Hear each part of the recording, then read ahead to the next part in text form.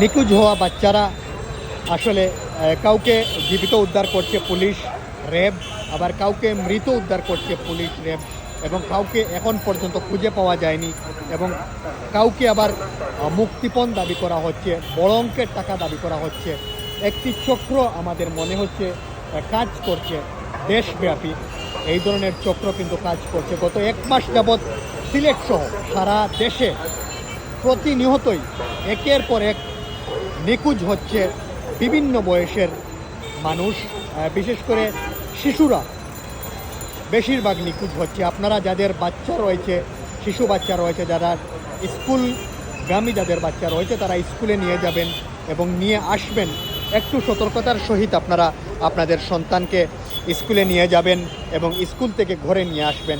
এবং বিদ্যালয়ে যারা পাঠদান করছেন এবং যারা দায়িত্বে রয়েছেন, বিশেষ করে প্লে থেকে যারা পড়ালেখা করাচ্ছেন, শিশু শ্রেণী থেকে যারা পড়ালেখা শুরু করছেন যেসব বিদ্যালয়ে, তাদেরকে একটু অনুরোধ করব, প্রধান শিক্ষক সহ শিক্ষকদের, আপনারা একটু আপনাদের স্কুল ছুটি হওয়ার শেষে বাচ্চাদেরকে গার্ডিয়ানের হাতে তুলে দিবেন, নিরাপদে যেন বাচ্চারা তাদের বাসায় ফিরতে পারে সেই দিকে একটু নজর রাখবেন।